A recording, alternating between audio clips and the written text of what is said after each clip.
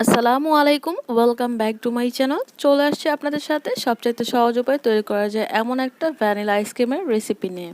আর এই রেসিপিটা এতটা বেশি মজার যে কিনা বাসায় তৈরি করে কাউকে যদি আপনার একবার ট্রাই করান, ফিলিপি কেউই বিশ্বাস করতে পারবে না যে এটা আপনিই তৈরি করেছেন, কেননা এতটা বেশি মজার। আর তাছাড়া বড় কথা হচ্ছে এটা কিন্তু কোনো রকম ক্রিম ছাড়া তৈরি। তো চলুন বন্ধুরা, এই মজাদার রেসিপিটা কিভাবে তৈরি করেছি সেটাই কিন্তু কথা না বাড়িয়ে দেখে আসি। এই জন্য প্রথমেই লাগবে কিন্তু মেজারমেন্ট কাপের 2 কাপ পরিমাণ দুধ। 2 কাপ এখানে কিন্তু 2 কাপ বলতে এখানে হাফ কেজির মতন দুধ আছে। আর এটাকে কিন্তু আগে থেকে জাল করে নিতে হবে। আর জাল করার পর কিন্তু অবশ্যই ঠান্ডা করে তারপরে ইউজ করতে হবে। আর এখানে 1 টেবিল চামচ পরিমাণ কর্নফ্লাওয়ার, দেন হচ্ছে হাফ কাপের মতন দুধ নিয়ে তারপর এটাকে ভালোভাবে মিশিয়ে নিতে হবে। অর্থাৎ মিশানো যদি না হয় ভালোভাবে তাহলে কিন্তু এটা লাঞ্চ আর কি দলা পেকে যাবে। তো ভালোভাবে মিশানোর পরে এখন কিন্তু সেই যে দুধ সেইটার মধ্যে অ্যাড করে দিতে হবে। আর এখানে নিয়েছি কিন্তু আমরা 2 টেবিল পরিমাণ হচ্ছে কনডেন্স মিল্ক।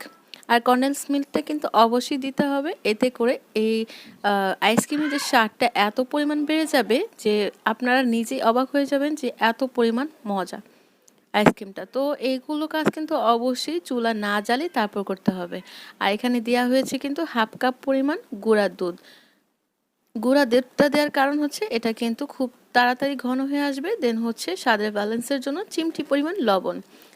আর দেওয়া লাগবে কিন্তু চিনি হাফ কাপ পরিমাণ। আর দেখতেই পাচ্ছেন 1 ফোঁটা পরিমাণ দেওয়া লাগবে ভ্যানিলা এসেন্স। আর আমার ভ্যানিলা এসেন্সের কিন্তু ফ্লেভারটা অনেক বেশি স্ট্রং, এই জন্য কিন্তু আমি 1 ফোঁটা দিয়েছি। চাইলে কিন্তু আপনারা হাফ চামচের মতন অ্যাড করতে পারবেন। এটাকে কিন্তু অনবরত নেড়েচেড়ে জ্বালিয়ে নিতে হবে, কেননা নাড়া কিন্তু বন্ধ করলে এখানে কিন্তু কর্নফ্লাওয়ার যে দেওয়া ছিল, দেন হচ্ছে গুঁড়া দুধ দেওয়া ছিল, এটা কিন্তু প্যানে লেগে পুড়ে যাবে। দেন কিন্তু স্মেলটা একদমই ভালো আসবে না। আর দেখুন এর কনসিস্টেন্সিটা একটু কেমন হয়েছে, খুব বেশি থিকও না আর খুব বেশি পাতলাও না। তো এখন কিন্তু চুলাটাকে আমরা অফ করে দিব আর নেড়ে চেড়ে ঠান্ডা করে নিব। আর ঠান্ডা হওয়ার পর দেখতেই পাচ্ছেন এটার ঘনত্বটা অনেক বেশি হয়ে গিয়েছে। এখন কিন্তু আমরা যে পাত্রে সেট করব সেই পাত্রে কিন্তু আমরা ঢেলে নিচ্ছি। আমরা আইসক্রিমের পাত্রটাই নিয়েছি। আর চেষ্টা করবেন অবশ্যই একটা শুকনো পাত্র নেওয়ার জন্য। আর এখন এটাকে ঢাকনা দিয়ে সিল করে দেব। আর এটাকে ঠিক ঘড়ি ধরে 3 ঘন্টার জন্য আমরা রেস্টে রেখে দেব। রেস্টে না, ডিপ ফ্রিজে রেখে দেব 3 ঘন্টার জন্য। ফিরে আসি 3 ঘন্টা পর। তো বন্ধুরা 3 ঘন্টা পর ফিরে আসলাম। আর এখন দেখুন ঢাকনাটা তুলে দেখিয়ে দিচ্ছি। 3 ঘন্টার মধ্যে কিন্তু এটা জমে যাবে না, বাট এটা অনেক বেশি ঠান্ডা হয়ে যাবে। এই দেখুন আর অনেক বেশি ঘন হয়ে গিয়েছে। আর এখন যেটা করতে হবে, যেহেতু বলেছি সবচেয়ে সহজ উপায় দেখাবো, তাই এটাকে কিন্তু এখন ব্লেন্ডার, যাদের কাছে ব্লেন্ডার আছে তারা কিন্তু ব্লেন্ড করে নিতে পারেন। আর এছাড়াও কিন্তু যাদের কাছে ব্লেন্ডার নেই তারা হ্যান্ড উইক্স কিংবা ইলেকট্রিক বিটার দিয়ে করে নিতে পারেন। তবে হ্যাঁ, বিটার আর কি ব্লেন্ডার দিয়ে করলে যেটা হবে, এটা ব্লেন্ড করার সময় কিন্তু একদম পাতলা হয়ে যাবে। আর আপনারা যদি ইলেকট্রিক বিটার দিয়ে করেন সেক্ষেত্রে কিন্তু এটা অনেক বেশি ফোম হবে, যেমনটা আমরা ওই যে কেকে ক্রিম তৈরি করি না, সেরকম হয়ে যাবে। তো দেখুন এই যে এটা কিন্তু অনেক বেশি লিকুইড হয়ে গিয়েছে, এতে কিন্তু কোনো ভয়ের কিছুই নেই। আর আমরা কিন্তু এখন বাকিটুকু যেতটুকু ছিল আর কি ক্রিমগুলো, সেগুলো অল্প অল্প করে দিয়ে দিব। দিয়ে আগে অল্প অল্প করে দিব, দেন অল্প অল্প করে ব্লেন্ড করব।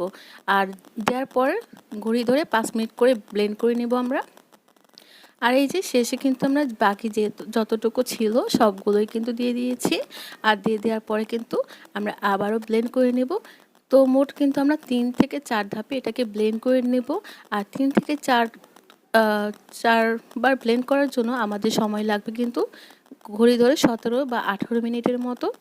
আর এখন এই যে আমাদের লিকুইডটা যেহেতু অনেক বেশি কম, এই জন্য কিন্তু আমরা একটা ছোট চকলেট মোল্ড নিয়ে নিয়েছি আইসক্রিমের।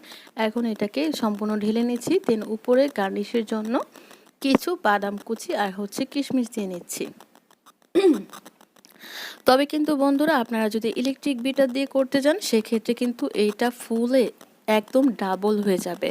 আর 1 লিটার আগে হাফ কেজি দুধ থেকেও 1 লিটার পরিমাণ আপনারা কিন্তু আইসক্রিমটা পাবেন। আর যেহেতু আমরা ব্লেন্ডার দিয়ে করেছি এই জন্য কিন্তু এটা পানি ছেড়ে দিয়েছে, কেননা ব্লেন্ড করতে করতে মেশিনটা যখন গরম হয়ে যায় তখন কিন্তু লিকুইড টেক্সচারটাই থাকে, ফোম ক্রিয়েট হয় না। তো ফিরে আসি ওভারনাইট পর।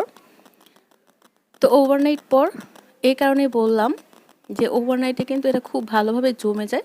আর হাতের কাছে বেশি সময় যদি না থাকে সেক্ষেত্রে আপনারা 7 থেকে 8 ঘন্টার জন্য রেখে তারপর সার্ভ করতে পারবেন।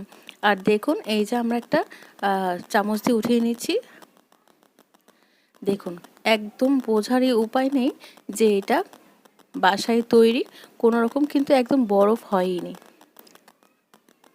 তো এই যে এখন কিন্তু আমরা উপরটা আবারও কিছু বাদাম আর হচ্ছে কিশমিশ দিয়ে সাজিয়ে নিচ্ছি। আর বিলিভ মি বন্ধুরা, এতটা বেশি মজা হয়েছিল, মাশাল্লাহ আমার বাসার তো সবাই অনেক বেশি প্রশংসা করেছিল।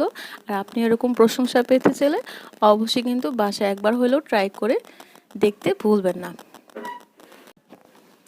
আর দেখুন মাশাল্লাহ দেখতে কিন্তু যেমন সুন্দর হয়েছে, খেতে তো অসাধারণ হয়েছে।